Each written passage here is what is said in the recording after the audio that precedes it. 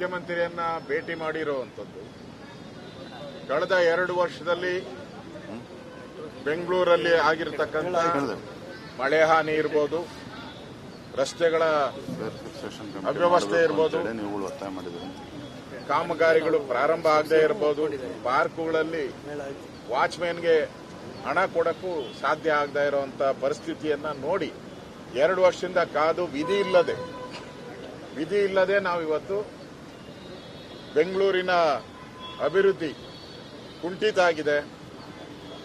ಬೆಂಗಳೂರಿನ ಜನ ಶಾಪ ಆಗ್ತಾ ಇದ್ದಾರೆ.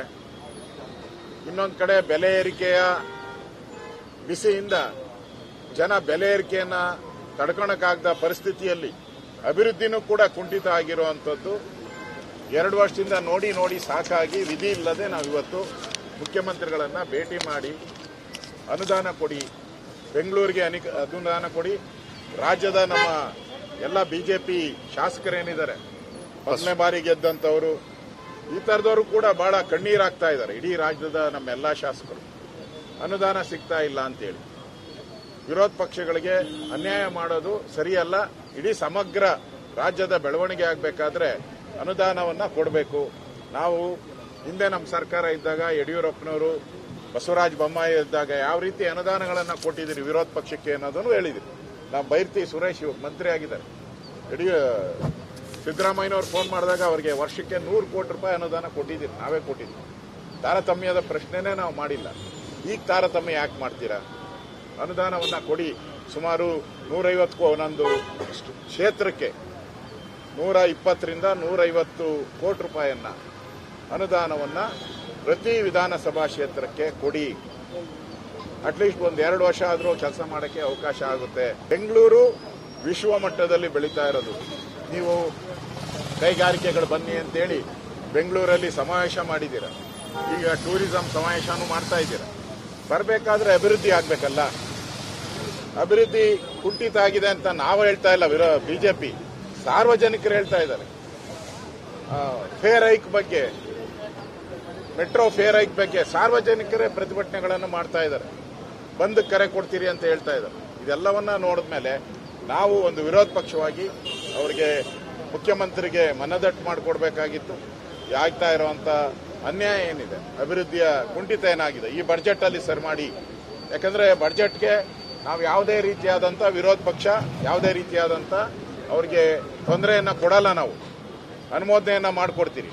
ಆ ದೃಷ್ಟಿಯಿಂದ ಇಮಿಡಿಯೇಟ್ ಆಗಿ ಅನುದಾನಗಳನ್ನ ಕೊಡಿ ಅಂತೇಳಿ ಆಗ್ರಹವನ್ನ ಮಾಡಿದ್ದೀವಿ. ಮುಖ್ಯಮಂತ್ರಿಯನ್ನ ಭೇಟಿ ಮಾಡಿರುವಂಥದ್ದು ಕಳೆದ 2 ವರ್ಷದಲ್ಲಿ ಬೆಂಗಳೂರಲ್ಲಿ ಆಗಿರತಕ್ಕಂಥ ಮಳೆ ಹಾನಿ ಇರ್ಬೋದು, ರಸ್ತೆಗಳ ಅವ್ಯವಸ್ಥೆ ಇರ್ಬೋದು, ಕಾಮಗಾರಿಗಳು ಪ್ರಾರಂಭ ಆಗದೆ ಇರಬಹುದು, ಪಾರ್ಕ್ಗಳಲ್ಲಿ ವಾಚ್ಮೆನ್ಗೆ ಹಣ ಕೊಡಕ್ಕೂ ಸಾಧ್ಯ ಆಗದೆ ಇರುವಂತ ಪರಿಸ್ಥಿತಿಯನ್ನ ನೋಡಿ 2 ವರ್ಷದಿಂದ ಕಾದು ವಿಧಿ ಇಲ್ಲದೆ ನಾವಿವತ್ತು ಬೆಂಗಳೂರಿನ ಅಭಿವೃದ್ಧಿ ಕುಂಠಿತ ಆಗಿದೆ.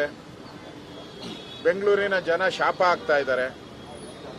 ಇನ್ನೊಂದು ಕಡೆ ಬೆಲೆ ಏರಿಕೆಯ ಬಿಸಿಯಿಂದ ಜನ ಬೆಲೆ ಏರಿಕೆಯನ್ನ ತಡ್ಕೊಳಕ್ಕಾಗದ ಪರಿಸ್ಥಿತಿಯಲ್ಲಿ ಅಭಿವೃದ್ಧಿನೂ ಕೂಡ ಕುಂಠಿತ ಆಗಿರುವಂಥದ್ದು 2 ವರ್ಷದಿಂದ ನೋಡಿ ಸಾಕಾಗಿ ವಿಧಿ ಇಲ್ಲದೆ ನಾವಿವತ್ತು ಮುಖ್ಯಮಂತ್ರಿಗಳನ್ನ ಭೇಟಿ ಮಾಡಿ ಅನುದಾನ ಕೊಡಿ, ಬೆಂಗಳೂರಿಗೆ ಅನುದಾನ ಕೊಡಿ. ರಾಜ್ಯದ ನಮ್ಮ ಎಲ್ಲ ಬಿಜೆಪಿ ಶಾಸಕರೇನಿದ್ದಾರೆ, ಮೊದಲನೇ ಬಾರಿ ಗೆದ್ದಂಥವರು, ಈ ತರದವರು ಕೂಡ ಬಹಳ ಕಣ್ಣೀರಾಗ್ತಾ ಇದ್ದಾರೆ. ಇಡೀ ರಾಜ್ಯದ ನಮ್ಮೆಲ್ಲ ಶಾಸಕರು ಅನುದಾನ ಸಿಗ್ತಾ ಇಲ್ಲ ಅಂತೇಳಿ ವಿರೋಧ ಪಕ್ಷಗಳಿಗೆ ಅನ್ಯಾಯ ಮಾಡೋದು ಸರಿಯಲ್ಲ. ಇಡೀ ಸಮಗ್ರ ರಾಜ್ಯದ ಬೆಳವಣಿಗೆ ಆಗಬೇಕಾದ್ರೆ ಅನುದಾನವನ್ನ ಕೊಡಬೇಕು.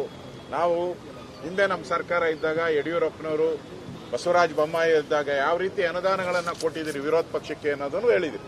ನಾವು ಬೈರ್ತಿ ಸುರೇಶ್ ಮಂತ್ರಿ ಆಗಿದ್ದಾರೆ. ಸಿದ್ದರಾಮಯ್ಯನವರು ಫೋನ್ ಮಾಡಿದಾಗ ಅವರಿಗೆ ವರ್ಷಕ್ಕೆ 100 ಕೋಟಿ ರೂಪಾಯಿ ಅನುದಾನ ಕೊಟ್ಟಿದ್ದೀರಿ, ನಾವೇ ಕೊಟ್ಟಿದ್ದೀವಿ. ತಾರತಮ್ಯದ ಪ್ರಶ್ನೆನೇ ನಾವು ಮಾಡಿಲ್ಲ. ಈಗ ತಾರತಮ್ಯ ಯಾಕೆ ಮಾಡ್ತೀರಾ? ಅನುದಾನವನ್ನ ಕೊಡಿ.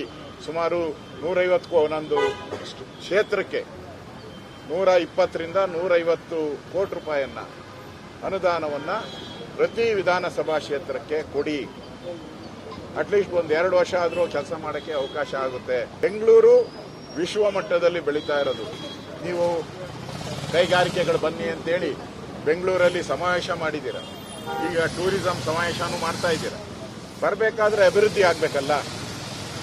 ಅಭಿವೃದ್ಧಿ ಕುಂಠಿತ ಆಗಿದೆ ಅಂತ ನಾವು ಹೇಳ್ತಾ ಇಲ್ಲ, ಬಿಜೆಪಿ ಸಾರ್ವಜನಿಕರು ಹೇಳ್ತಾ ಇದ್ದಾರೆ.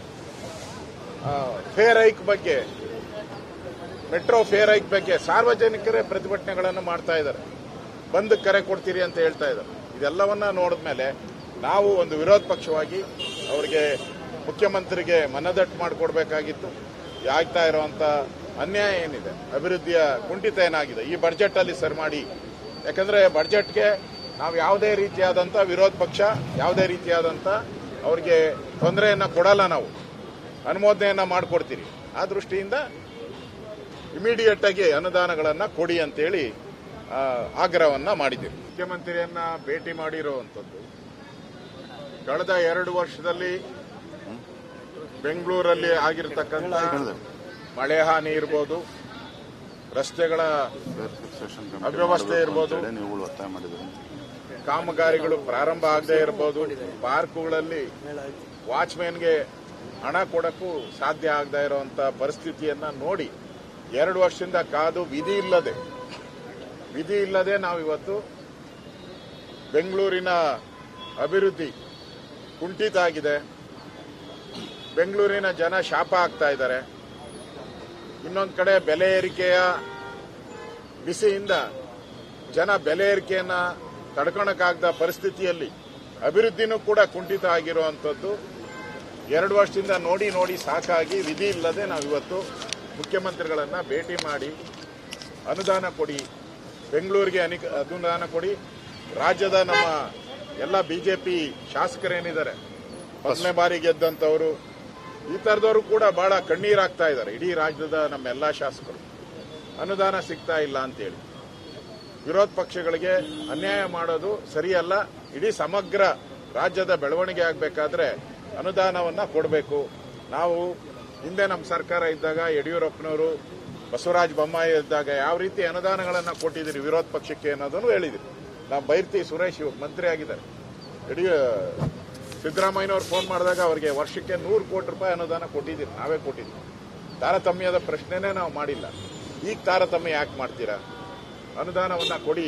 ಸುಮಾರು 150 ಒಂದೊಂದು ಕ್ಷೇತ್ರಕ್ಕೆ 120ರಿಂದ 150 ಕೋಟಿ ರೂಪಾಯಿಯನ್ನ ಅನುದಾನವನ್ನ ಪ್ರತಿ ವಿಧಾನಸಭಾ ಕ್ಷೇತ್ರಕ್ಕೆ ಕೊಡಿ. ಅಟ್ಲೀಸ್ಟ್ 1-2 ವರ್ಷ ಆದರೂ ಕೆಲಸ ಮಾಡೋಕ್ಕೆ ಅವಕಾಶ ಆಗುತ್ತೆ. ಬೆಂಗಳೂರು ವಿಶ್ವ ಮಟ್ಟದಲ್ಲಿ ಬೆಳೀತಾ ಇರೋದು. ನೀವು ಕೈಗಾರಿಕೆಗಳು ಬನ್ನಿ ಅಂತೇಳಿ ಬೆಂಗಳೂರಲ್ಲಿ ಸಮಾವೇಶ ಮಾಡಿದ್ದೀರಾ, ಈಗ ಟೂರಿಸಂ ಸಮಾವೇಶನೂ ಮಾಡ್ತಾ ಇದ್ದೀರಾ. ಬರಬೇಕಾದ್ರೆ ಅಭಿವೃದ್ಧಿ ಆಗಬೇಕಲ್ಲ. ಅಭಿವೃದ್ಧಿ ಕುಂಠಿತ ಆಗಿದೆ ಅಂತ ನಾವು ಹೇಳ್ತಾ ಇಲ್ಲ, ಬಿಜೆಪಿ ಸಾರ್ವಜನಿಕರು ಹೇಳ್ತಾ ಇದ್ದಾರೆ. ಫೇರ್ ಹೈಕ್ ಬಗ್ಗೆ, ಮೆಟ್ರೋ ಫೇರ್ ಹೈಕ್ ಬಗ್ಗೆ ಸಾರ್ವಜನಿಕರೇ ಪ್ರತಿಭಟನೆಗಳನ್ನು ಮಾಡ್ತಾ ಇದ್ದಾರೆ. ಬಂದ್ ಕರೆ ಕೊಡ್ತೀರಿ ಅಂತ ಹೇಳ್ತಾ ಇದ್ದಾರೆ. ಇದೆಲ್ಲವನ್ನ ನೋಡಿದ್ಮೇಲೆ ನಾವು ಒಂದು ವಿರೋಧ ಪಕ್ಷವಾಗಿ ಅವರಿಗೆ ಮುಖ್ಯಮಂತ್ರಿಗೆ ಮನದಟ್ಟು ಮಾಡಿಕೊಡ್ಬೇಕಾಗಿತ್ತು. ಆಗ್ತಾ ಇರುವಂತ ಅನ್ಯಾಯ ಏನಿದೆ, ಅಭಿವೃದ್ಧಿಯ ಕುಂಠಿತ ಏನಾಗಿದೆ ಈ ಬಜೆಟ್ ಅಲ್ಲಿ ಸರಿ ಮಾಡಿ. ಯಾಕಂದ್ರೆ ಬಜೆಟ್ಗೆ ನಾವು ಯಾವುದೇ ರೀತಿಯಾದಂತ ವಿರೋಧ ಪಕ್ಷ ಯಾವುದೇ ರೀತಿಯಾದಂತ ಅವರಿಗೆ ತೊಂದರೆಯನ್ನ ಕೊಡಲ್ಲ, ನಾವು ಅನುಮೋದನೆಯನ್ನ ಮಾಡಿಕೊಡ್ತೀರಿ. ಆ ದೃಷ್ಟಿಯಿಂದ ಇಮಿಡಿಯೇಟ್ ಆಗಿ ಅನುದಾನಗಳನ್ನ ಕೊಡಿ ಅಂತೇಳಿ ಆಗ್ರಹವನ್ನ ಮಾಡಿದ್ದೀವಿ.